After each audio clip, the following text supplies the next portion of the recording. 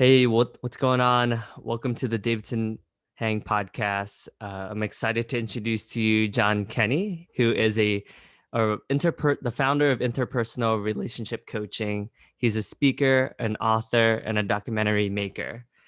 And yeah, I'm excited to. And you're also known as the relationship guy. That's a pretty awesome title. I think we all need a relationship guy in our corner. Hello, Davidson. Thanks for having me. Yes, I've had so many times that people have said, "I want to take you home with me," or "Wish you could be in my pocket or sitting on my shoulder," something like that, to help them through the times when the sort of things come up when we're not speaking. So, yeah, I think it would always be good to have someone on hand. If you could just say, "Can we have a little bit of input on this, please?" Yeah. Yeah, it's interesting, right? I think in the middle of a pandemic and I think we relationships are top of mind more than ever. I think a lot of us could distract ourselves by doing things, going to the bar, having a drink with our friends, but being able to almost being forced by the world to kind of sit with yourself and sit with your partner, I think it's bringing up a lot for people. Yeah, most definitely. I think, like you said, there's two sides of that. You're either being forced to spend a lot more time with people in your relationships, Mm, or you're being forced to spend a lot more time on your own, mm. which kind of then you get all those thoughts that go around in your head about your relationships or lack of relationships.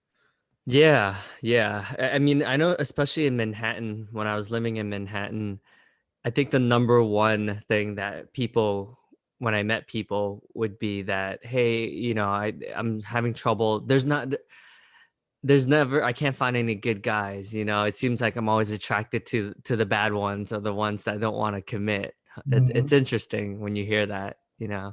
Yeah, that's where my expertise comes in, because I can help people to go, well, why is that happening? Why are you attracted to a certain type of person? Why are those certain types of people attracted to you? Why do you, again, that's a belief, isn't it?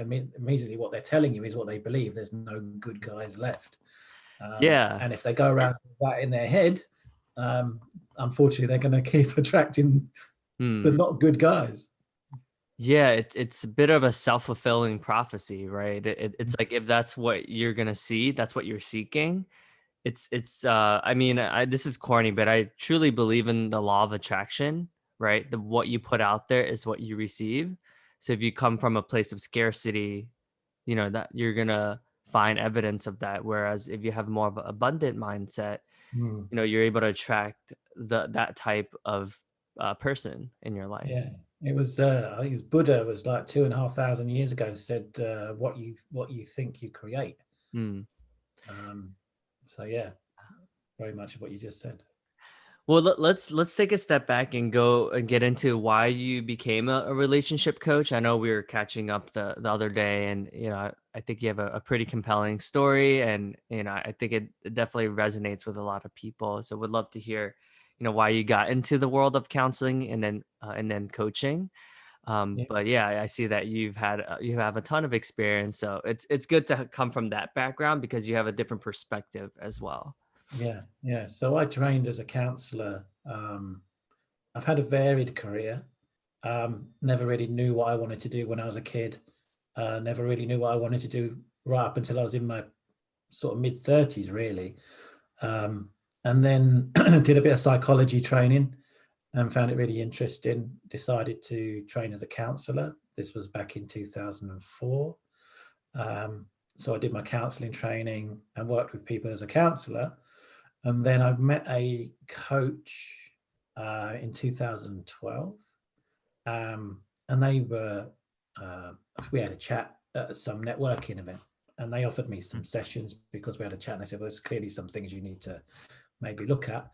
And they just said to me, "Well, why is your life still suck if you're helping all these people with your therapy?"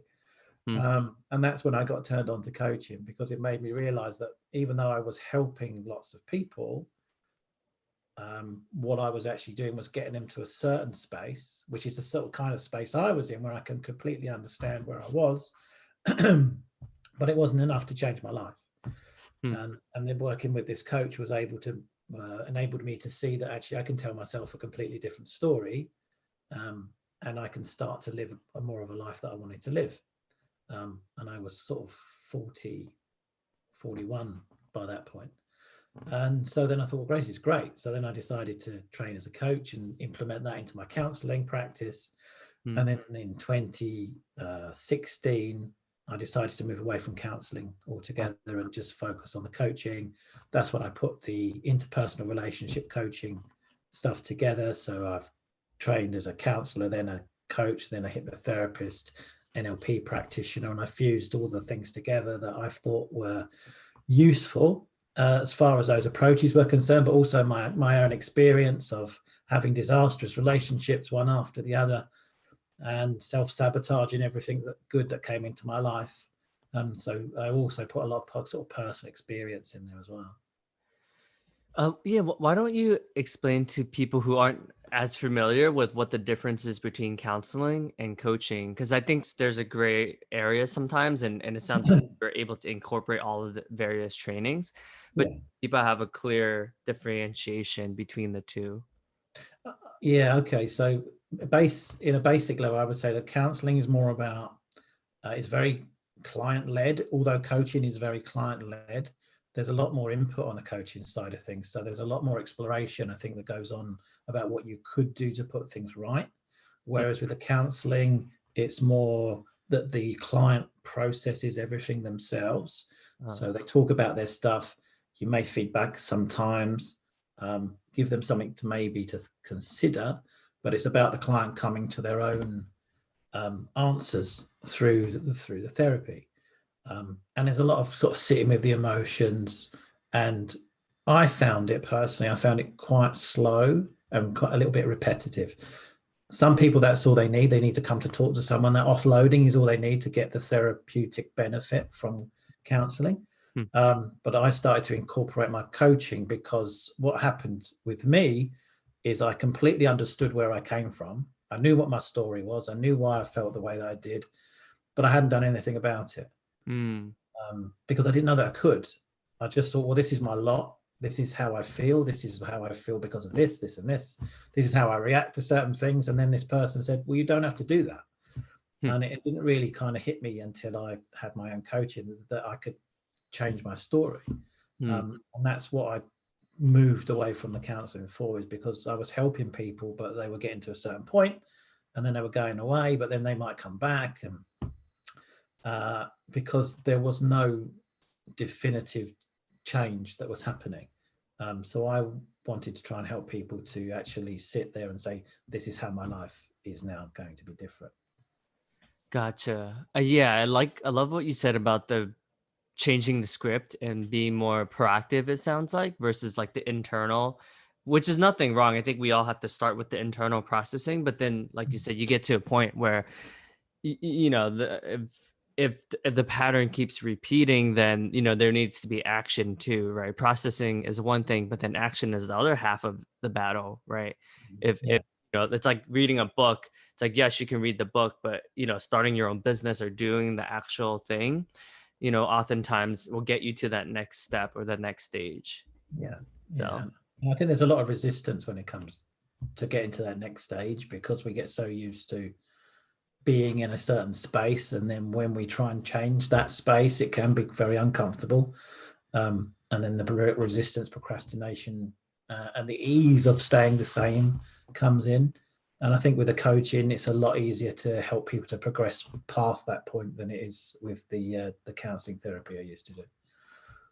that's a good differentiation. I know I've done therapy on and off for 6 years or so, and I think the first 3 years I definitely noticed myself like still being stuck in the pattern. Like I was still bitter about my dad. Like it helped me like have some appreciation for him, but I never called him. I never reached out to kind of like make amends, right? Whereas like when I went through coaching, it was very like, hey, you have to call him, you have to pick up, like you can't just deal with it internally. Like there's another human being at the other side of things.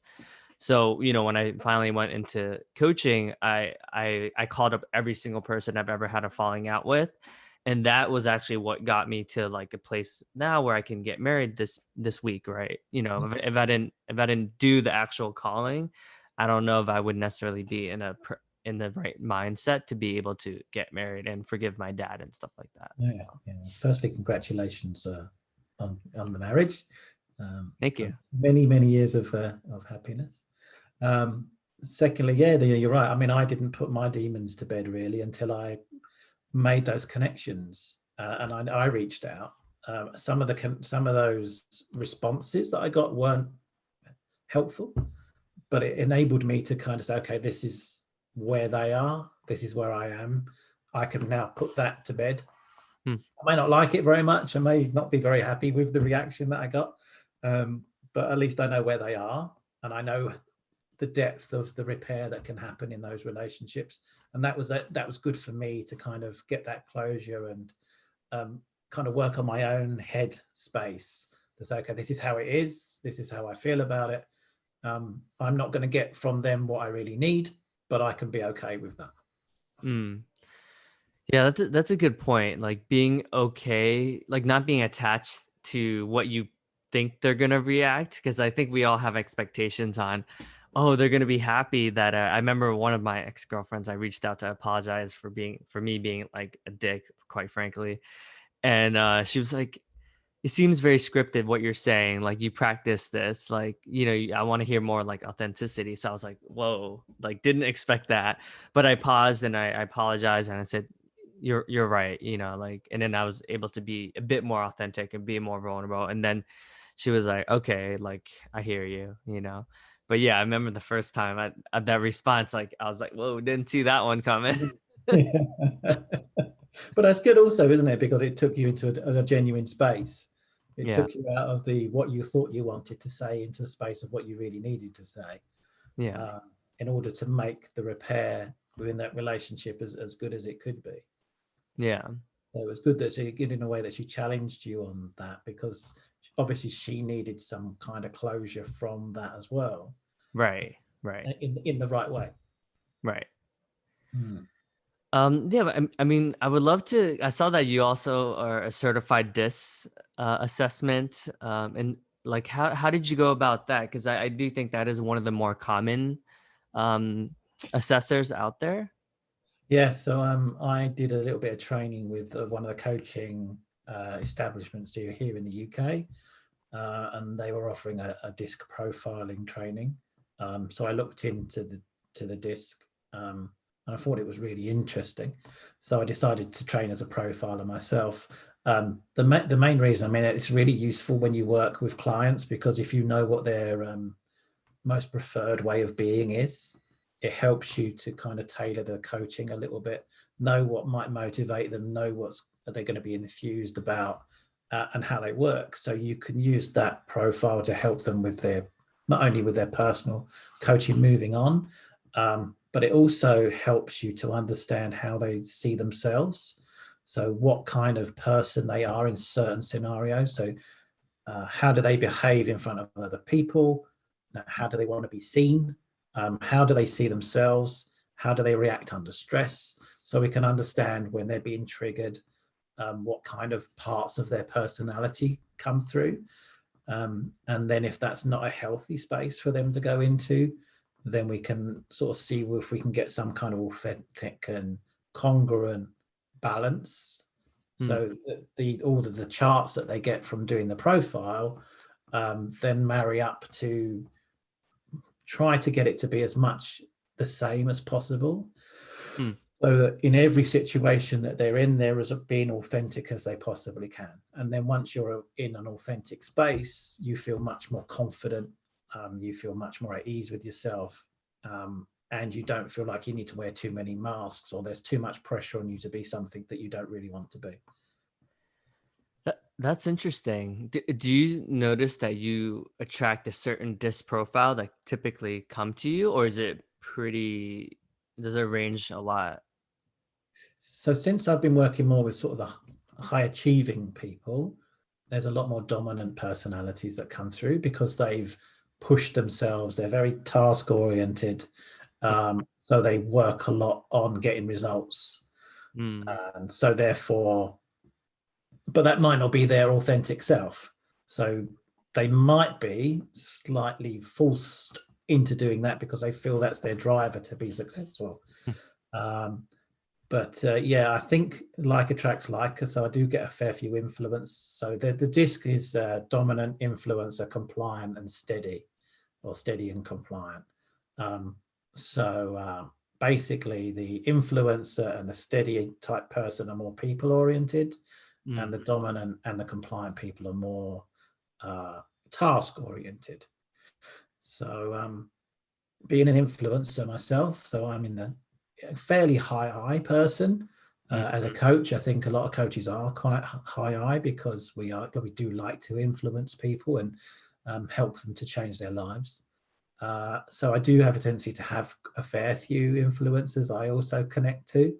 But yeah, since I've moved into a specific field, then it's quite a lot of dominant people, but also stepping away from that, because I deal with a lot of people that come from difficult spaces in their past. Mm. You know, there is a variety, but there are also these, like, I get a lot of people that are in the steady camp, because that's where a lot of people pleasing kind of behavior comes from. Yeah. It's trying to make sure that everybody's happy. Mm. uh, and again, we do address that in the coaching. Is that a healthy space for you to be in, or is that driving you to always put the needs of someone else first?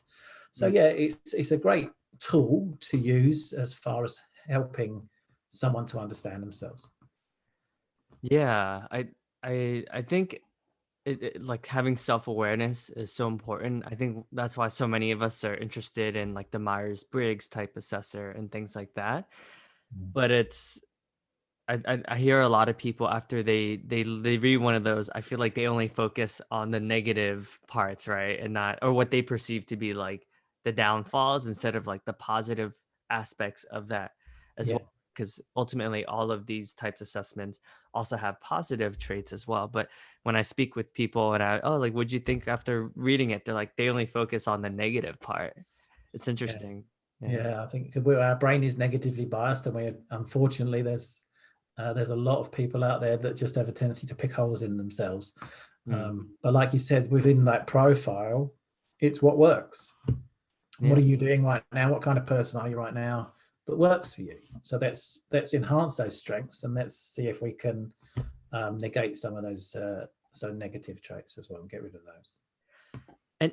And I'm curious, in the middle of the pandemic, right? Like we were talking about, like being what people that are, because I often hear, I'm not sure people are using the pandemic as like an excuse almost, but they're like, oh, like I would never be able to like see people now, like so a lot of when I catch up with people, I'm like, oh, like how's everything going on, and they're like, oh, like I haven't talked to anyone in this long, and it's like, oh, that's interesting, I guess, like, what are your thoughts on, because I often view the pandemic as of something that's actually bringing out what's already in us, but it's now we have it's magnified what's our internal thoughts and things like that, and I think it's bringing it to the forefront because we can't distract ourselves as much by like going out, right? So we have more time to be with our thoughts and emotions more often. Yeah, I think there's such a broad spectrum of the impacts that this is having on people. One of my friends is quite introverted, and they said this is a fantastic time for introverts because I don't have to do anything I don't want to do. I can just say, no, I can't do that because of the pandemic. Um, and they've gone into, we've got a tiered system here at the moment, and they've just gone into a tier, which again means they can't see people. And Yeah. they've sent me a message the other day saying, I'm in the next tier up. I don't have to go out again. So they were super happy. But yeah, everybody's going to deal with it really differently because it is a massive change of lifestyle. Yeah. And if you are in a healthy, happy relationship, then hopefully this has kind of highlighted that and helped it to be even healthier, because there's even more closeness and connection. Mm. If you're in a toxic and unhealthy space, it's going to have highlighted a lot more of the difficulties. Mm. It depends if you've had to spend time with those people or whether you haven't had to spend time, because I've had a lot of people that I've been working with, and it's given them the break that they needed from these relationships in order to manage to sort themselves out, Mm. because the influence hasn't been there from the outside. Uh, Whereas other people have been locked down in these toxic relationships, and it made it much more difficult because Mm. they don't even get the space to be able to kind of reflect and be in their own headspace to be able to manage those relationships, and the toxicity is just built and built and built. So Mm. it's been a very mixed bag. And I also feel like when we're mean to our partners, whoever, our spouse or whoever we're dating, I think a lot of times we don't realize that we don't take responsibility for our portion of it, right? It's like, well, Mhm. they make me feel this way, or or he or she, triggered me or whatever. But I never, it's rare to see a person take responsibility, and it's like, oh, I actually have the awareness. Well, because of my parents are divorced, maybe I'm bringing some of that with me to Yeah. my existing relationships. Yeah, that we do. Yeah, we do. And again, you're right. We're not taught to take responsibility though. When we're kids, we're kind of blamed. So stop making me feel like that. You're making me feel like that. And you don't learn that as a child. Your parent doesn't sort of say, well, I know, you're misbehaving, but this is my stuff. And, I'm sorry I shouted at you, but you triggered me, and Mm. I need to deal with that. We don't generally get that because there aren't that many sort of people around that are that self-aware, as you said, that can Yeah. say, this is my stuff, not their stuff. Yeah. Yeah, and we do pass responsibility for our emotions on to the people around us all the time. You make me feel this way. You did this, and now and it's a lot of accusatory language rather than saying, okay, I don't like it when you do that, because when you do that, I feel this way. So please don't do that because I don't want to feel like this. Mm. It might be that is a trigger from the past, and you can manage that within yourself. But then what we want is for the person that you're with to be able to go, okay, well, if you don't like that, I'll try not to do that, and I'll try and help you through that, so that isn't triggered inside of you. But as you said, it's for us to be able to say, okay, that's my trigger. I am responsible for how I feel. No one's responsible for my emotions. I am responsible for my own emotions, and I can choose how I feel about that. Mm. But as you said earlier on about your father and stuff, we know there are going to be certain things that you've experienced growing up which are deeply entrenched in our brains, and someone will do something similar. I could use an example actually for myself, which I only really kind of figured out properly last week. Ah. Um, so when I was a kid, and I've written about it in my book, my father took no responsibility for his behavior. And I always felt no matter how bad his behavior was, I was always the one that had to apologize to keep the peace. Now, when I do my talks and stuff, I've spoken about road rage. So I've lost my temper before when someone's cut me up or whatever it was. I thought I was being disrespected. So when I've spoken about this before, I've said, oh, I had my disrespect from being a child was triggered. I felt they were disrespecting me, so I would lose my temper. But actually, what I realized was I had an incident a couple of weeks ago, and someone cut me up, and Mm. they completely nearly sort of took the front of my car off. And then they gave me a road sign out of the window when I bibbed them up. And I kind of had to keep on top of my emotions. Mm. And I realized actually it isn't about disrespect. It was the fact that I always had to be the one that apologized, even when I Ah. was in the wrong. Yeah.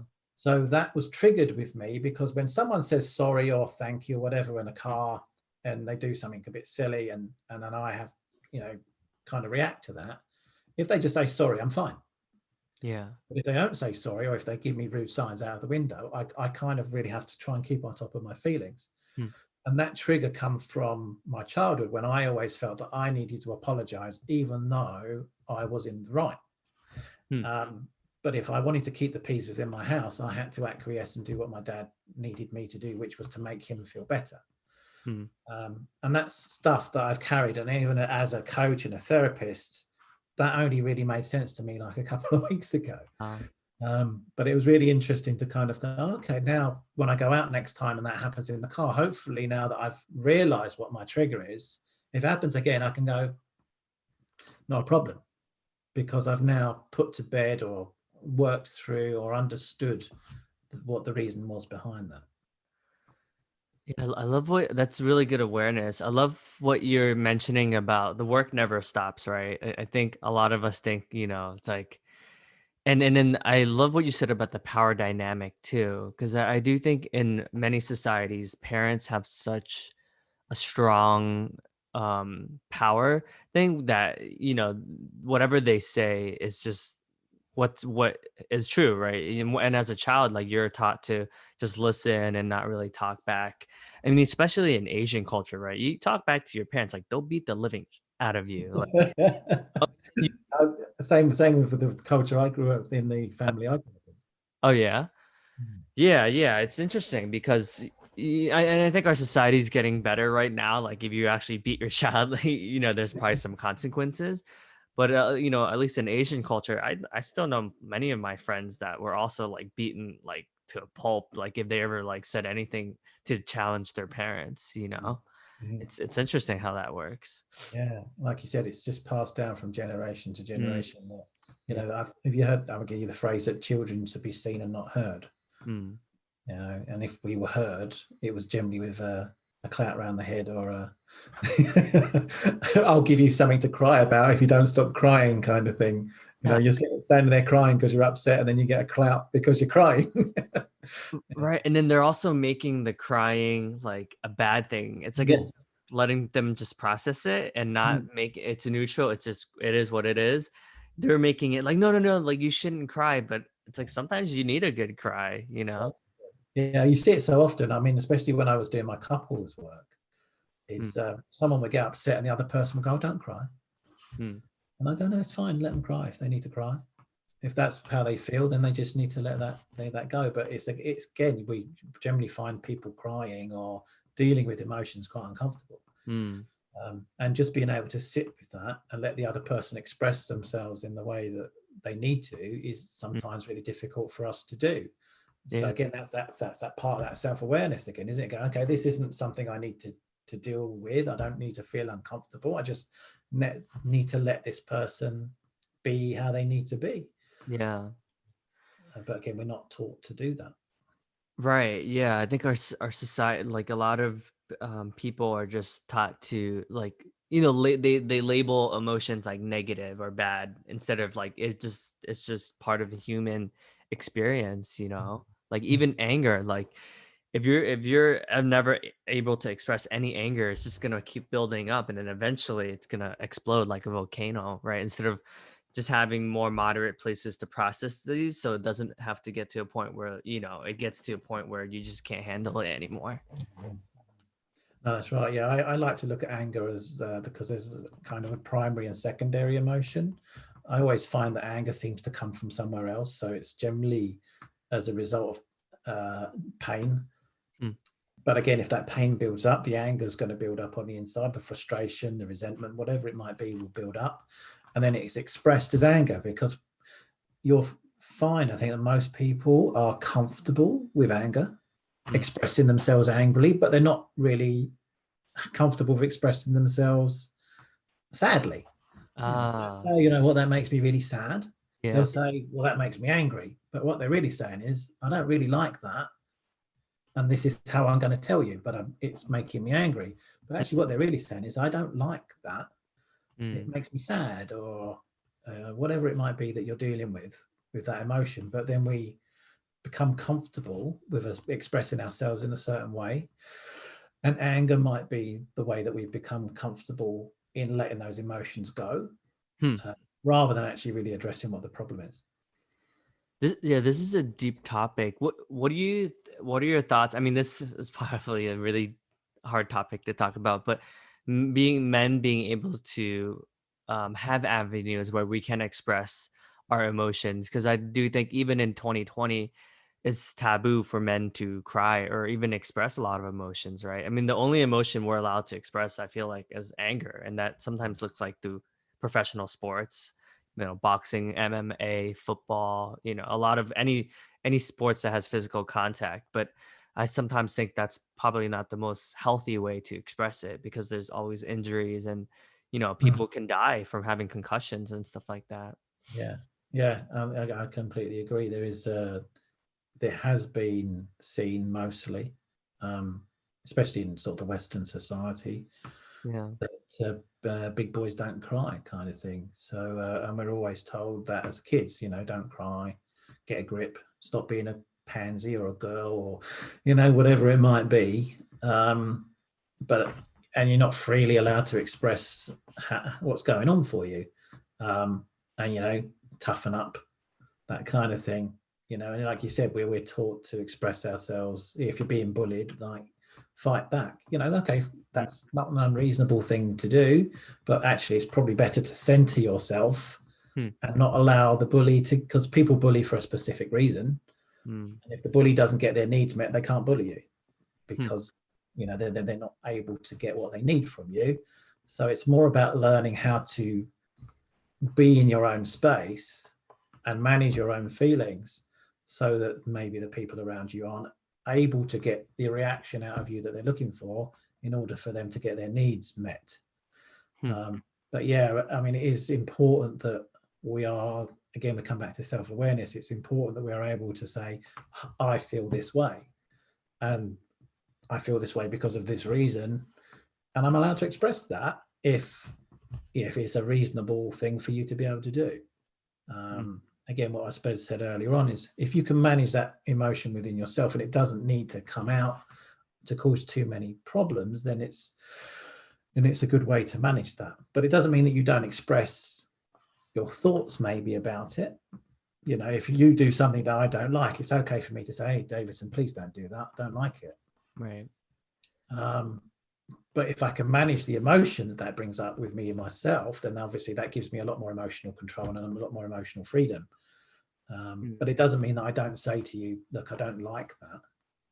Yeah. Because if you then keep doing it, I know exactly where I stand with you, right? If I say I don't like it when you do that, and you don't try to stop it, then I know that you can't, perhaps, or won't step into that space to help me out with that. Hmm. And that gives me a good idea about then where our relationship is, and Uh, how much you can prioritize the things that I need. hmm. And again, especially with intimate relationships, it's really important that we are able to step into someone else's space and say, okay, what do they need Hmm. from me? There's a line that we need to draw when it comes to people pleasing, which is a completely different topic entirely. But I think it's Tony Robbins says we need to do it because we want to, Hmm. not because we have to.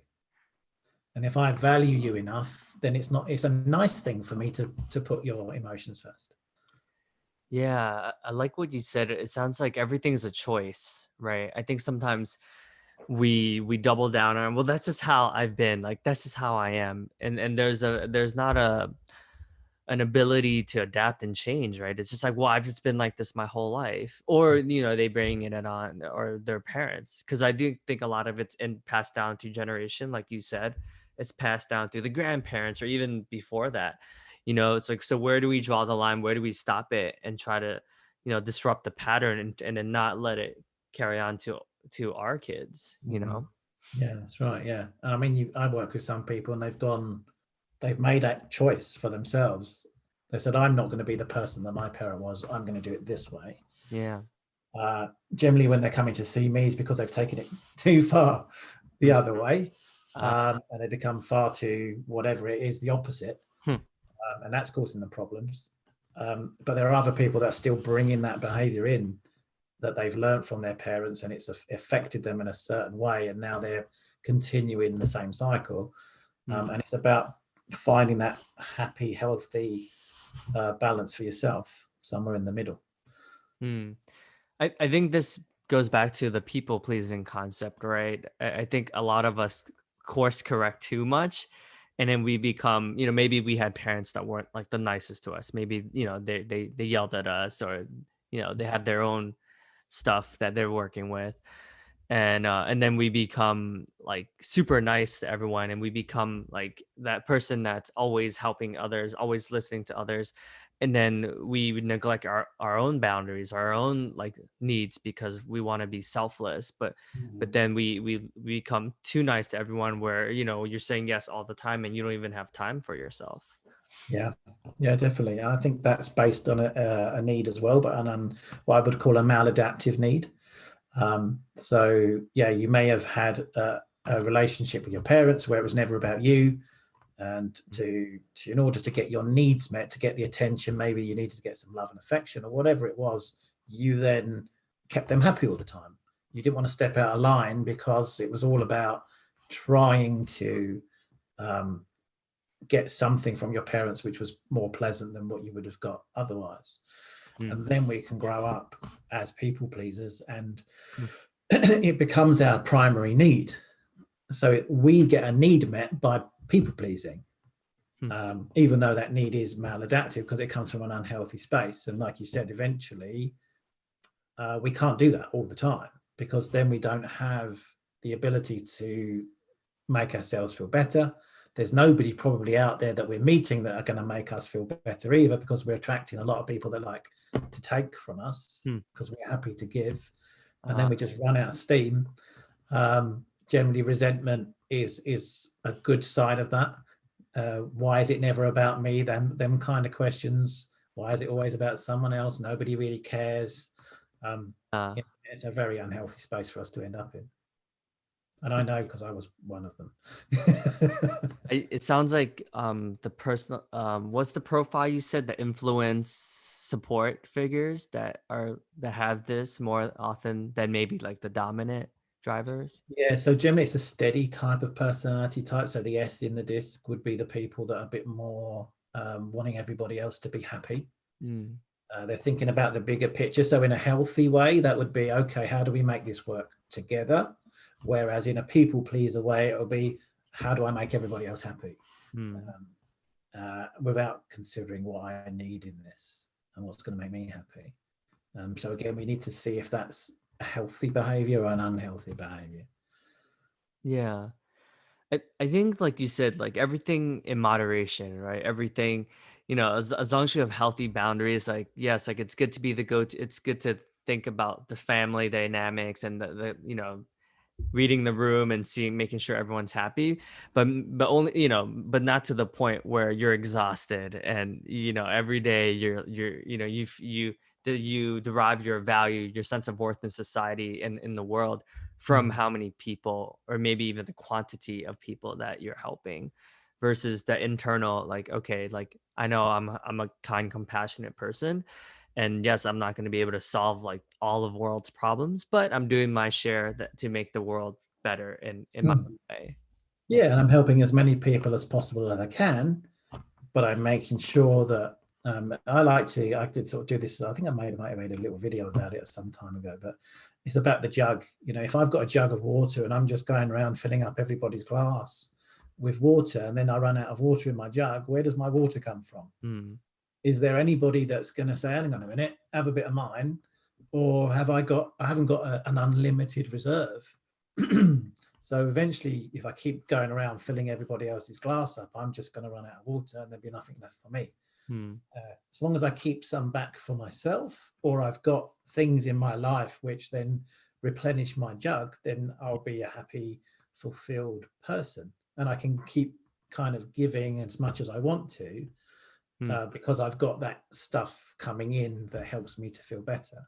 It's when we just keep giving and giving and giving without that ability to refill from ourselves is when we're going to really struggle. And what advice would you give to people who maybe they're not as aware as what fills their cup, because maybe their opinion of filling cup is always giving, but they don't realize, like, because I think sometimes like people are like, oh, I'm not even sure what to do. Like, what can I do? It's a pandemic. It's not like I can like go out and like, I feel like people always have and I wouldn't say an excuse, like that's like a little harsh, but there's always a reason why you can't XYZ. Yeah. So like you said, it's the opposite, isn't it? It's what can you do? What's within your control? What, rather than focus on everything that's being taken from you or what you can't do, is okay, so what can I do? What can I do right now that's going to make me happy? If we don't have too many big goals, then we'll be okay. If everything is sort of external and everything is big, then obviously at this time, there's not much you can do about it, because everything that's external is out of reach. Everything that's probably really big is out of reach. So it's about thinking about what are the small things that make me happy. It doesn't mean we lose sight of what our big plans are, Hmm. But okay, what can I do then? If I want to get to this space, if I want to feel this way, what can I do? And also, I find a lot with my clients that come that are really struggling in that space is they don't know what they want. Hmm. You know, especially if they're people pleasers, it's always about I need to make other people happy. Hmm. But even then, it's what you said right at the beginning about the law of attraction. Hmm. You have an I want list, then your brain is more focused on finding the things that you want in your life. If you have an I don't want list, Ah, yeah. then your brain is always looking for things that you don't want. Yeah. Therefore, all you find is everything that you don't want.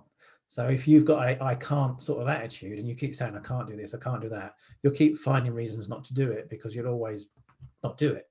But if you say, no, I can do this and I can do that because I want this result, this is what I want, Hmm. then your brain will be like, okay, well, if that's what you want, let's try and go and find that for you. Yeah. Um, in neuro linguistic programming or NLP, then we look at kind of the away from people and the towards people. So then we need to figure out, are you a certain type of person that likes to get a result because you're running away from pain? Or are you the type of person that likes to get a result because you're running towards pleasure? Hmm. And then again, we need to figure out which one works for us. Is it the pain that motivates us to act, or is it the pleasure that motivates us to act? And then we Yeah. need to figure out which one we are, because then that'll motivate us to do something. Hmm. Yeah, that's a good point. Having the awareness of which one you are is helpful, right? Because then, when you have that awareness, you're able to like take action and maybe, yeah, because I do think, to your point of like, I think a lot of people are very familiar with like what they don't like and what they don't want, but maybe they haven't spent as much time with what they actually want. It's always like focus on, well, I know I don't like that. No, well, I know I don't like that. But if that's what you're seeking, then that's going to be more top of mind than perhaps the other way around. Yeah, yeah, definitely. If you're not looking for what you want, you're only going to find what you don't want, Yeah. because Yeah. that's what you're looking for. Your brain, there's a part of your brain called your reticular activating system, or your RAS, and that gets triggered whenever you're looking for something. Mm. So if I tell myself that I'm looking to avoid a toxic relationship, I don't want a toxic relationship ever again, my brain goes, okay, well, if you don't want a toxic relationship, I'm going to go and look for all those toxic relationships you could avoid. Yeah. And then what you keep seeing is toxic people, because that's all your brain's looking for. Well, I need to avoid that one. I need to avoid that one. But then if you've got a toxic relational pattern, your brain's going to keep finding all the things you're attracted to that you don't really want. Um, but if you tell your brain that I want a healthy, happy, loving, caring, nurturing, supportive relationship, Mm. your brain will start looking for what it thinks is that instead. Yeah. I remember there was a book called, was it Cybernetics? Right? Okay. Yeah, he was a plastic surgeon, Dr. Maxwell Faltz, I believe, and he noticed that he would do all this plastic, like thousands of plastic surgery, right? But because they were so used to, their brain was so used to like, oh, I'm ugly. This plastic surgery essentially didn't do anything because they were always. So that's why he wrote the book. He realized like what you say to yourself is actually more important than the exterior, Oh, because that's if you view yourself as ugly, no amount of plastic surgery is really going to help, mm, even though on the outside, you look great. So yeah, yeah. So in counselling terms, that's called your internal locus of evaluation. mm, If we have a healthy internal evaluation, it doesn't matter what we look like mm, outside, because we're happy with who we are as a whole.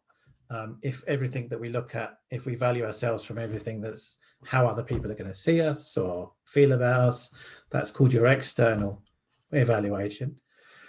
And if you're always looking for, I think it's Tony Robbins, he says something, he calls it significance. So if you're looking for significance all the time, mm, then you're going to fall flat on your face, because you're not always going to be able to find something outside of you that makes you feel significant. It's about finding that on the inside that's going to make you truly happy. And then if you get some significance from the outside, then that's just the bonus. mm. Yeah, I think in Western society, we're so focused on the results, right?